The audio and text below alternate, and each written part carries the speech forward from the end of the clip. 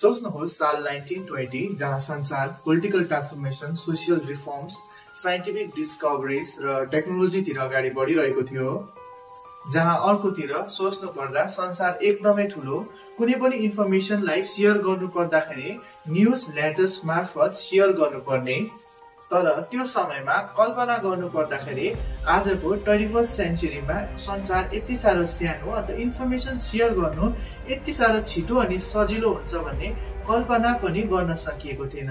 तर यो कसरी सम्भव भयो त? अब तपाईहरु सोचिरहनु भएको छ भने म कुन चाहिँ विषयमा कुरा गर्न गइरहेको छु। हेलो फ्रेन्ड्स, तपाईहरुलाई साइन्स एज च्यानलमा स्वागत छ।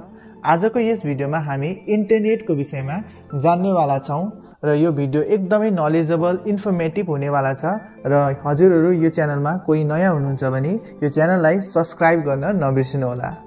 हामीलाई याद छ इन्टरनेट हाम्रो जीवनको एउटा महत्त्वपूर्ण हिस्सा बनिसकेको छ। केही सेकेन्डमा नै हामी संसारभरिको न्यूज इन्फर्मेसन हाम्रो हातमा आइपुग्छ र यो सबै इन्टरनेटको कारणले गर्दा नै सम्भव भएको हो। अब जानौं इन्टरनेट भनेको के हो। सीधा अर्थमा बुझ्नु पर्दा इन्टरनेट भनेको एउटा वर्ल्ड वाइड नेटवर्क हो जहाँ करोडौं कम्प्युटर, सर्भर र डाटा स्टेशनहरूलाई एक आपसमा जोड्ने काम गर्छ। यसै कारण हामी सजिलै इन्फर्मेसन आदान प्रदान गर्न सक्छौं, संसारभरिका मानिसहरूसँग कनेक्ट हुन सक्छौं र अनगन्ती डिजिटल सेवाहरू प्रयोग गर्न सक्छौं।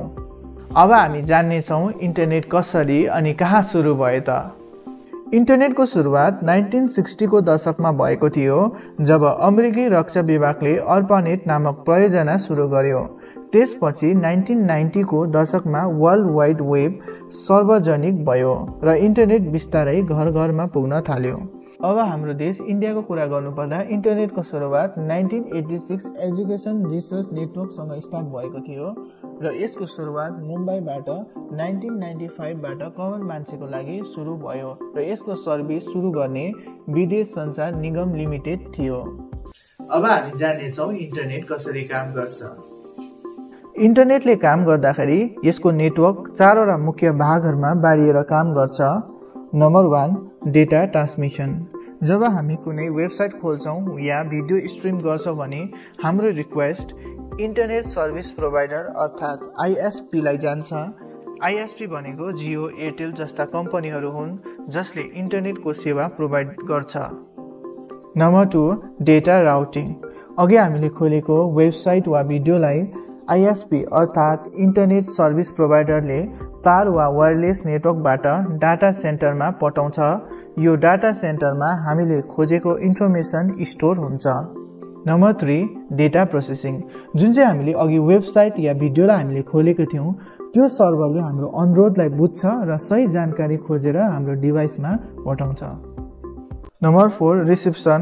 अन्तिममा हाम्रो मोबाइल वा कम्प्युटरमा इन्टरनेट सिग्नल आइपुग्छ र हामीले चाहेको इन्फर्मेसनलाई केही सेकेन्डमा हेर्न र देख्न सक्छौं। अझै म तपाईहरुलाई यो इन्टरनेट कसरी काम गर्छ सिम्पल ल्याङ्ग्वेजमा विथ एक्जाम्पल बुझाइरहेको छु है। हामीले हेर्यौं इन्टरनेट 4 स्टेपमा काम गर्छ। Number 1 is data transmission, number 2 is data routing, number 3 is data processing and number 4 is data reception है। डेटा ट्रान्समिसन फर एक्जाम्पल तपाईले गुगलमा गएर सर्च गर्नुभयो सिक्किम है। सिक्किम जब तपाईले सर्च गर्नुभयो टाइप गरेर सर्च गर्दाखेरि त्यो त्यहाँदेखि जब तपाईले सर्च गरिसक्नुहुन्छ त्यहाँदेखि डेटा राउटिङ हुन्छ, त्यो खोज्छ सिक्किम त्यो इन्फर्मेसन कहाँ छ, त्यो सर्भरमा हुन्छ है, इन्टरनेटको सर्भरमा। सर्भर चाहिँ कहाँ हुन्छ भन्दाखेरि फर एक्जाम्पल विकिपिडियामा त्यो इन्फर्मेसन हुन्छ भने विकिपिडियामा गएर त्यसलाई खोज्छ, द्याट इज डेटा राउटिङ। त्यहाँदेखि राउटिङ भएपछि त्यसलाई प्रोसेसिङ हुन्छ, त्यो इन्फर्मेसनलाई प्रोसेस गरिन्छ, त्यो सर्भरबाट तपाईकोमा प्रोसेस गरिन्छ अन्त त्यसको बादमा तपाईले रिसिभ गर्नुहुन्छ, द्याट इज रिसिप्सन। तपाईले त्यो इन्फर्मेसनलाई रिसिभ गर्नुहुन्छ। यसरी एउटा कम्प्युटरको नेटवर्क एक आपसमा जोडेर इन्टरनेट काम गर्छ। अब जान्ने छौं types of internet. Number 1, broadband internet. घर तथा अफिसहरूमा प्राय फाइबर अप्टिक वा केबल नेटवर्कबाट इन्टरनेट आउँछ। यसमा इन्टरनेटको गति धेरै उच्च हुन्छ, 100 megabyte per second. Example fibre net, Jio fibre, World Link. Number 2, mobile data network. Mobile network टावरहरूबाट प्राप्त हुने नेटवर्क हो। Example Jio, Airtel, BSNL. Number 3 DSL अर्थात् digital subscriber line internet. Telephone लाइनबाट इन्टरनेट प्राप्त गर्ने पुरानो प्रविधि हो। DSL को गति फाइबर इन्टरनेटको तुलनामा ढिलो हुन्छ। Number 4 satellite internet. स्याटेलाइटहरूबाट प्राप्त हुने इन्टरनेटलाई स्याटेलाइट इन्टरनेट भनिन्छ। Example Starlink. अब हामी जान्नेछौँ नर्मल इन्टरनेट र स्याटेलाइट इन्टरनेटले कसरी काम गर्छ त।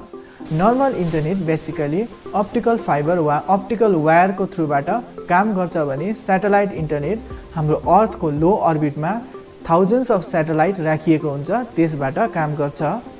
र यसै गरेर त्यो अप्टिकल फाइबर वायर्सहरू हाम्रो लोकल एरियाको टावरसम्म ल्याइएको हुन्छ अनि त्यो टावरले त्यो छेउको एरियाहरूलाई इन्टरनेट या नेटवर्क प्रोभाइड गर्ने काम गर्छ। र यसरी नै एउटा टावरको रेन्ज 50 देखि लिएर 150 किलोमिटरसम्म हुन्छ र यसो गरेर हामीले हाम्रो फोनमा, हाम्रो ल्यापटपमा, हाम्रो कम्प्युटरमा हामीले इन्टरनेट सर्भिसलाई हामीले पाउँछौँ।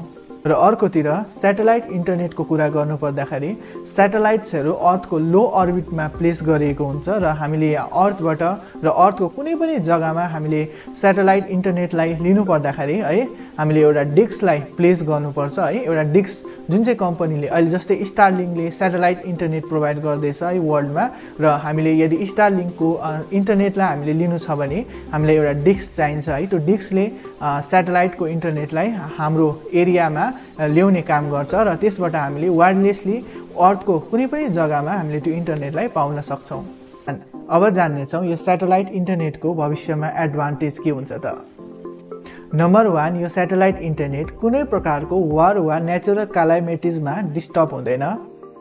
नम्बर 2 अर्थको कुनै पनि रिमोटभन्दा रिमोट एरियामा इन्स्ट्यान्टली यो खालको इन्टरनेट कुनै प्रकारको टावर नलगाइकन, कुनै प्रकारको अप्टिकल फाइबर नबिछाइकन हामीले युज गर्न सक्छौँ।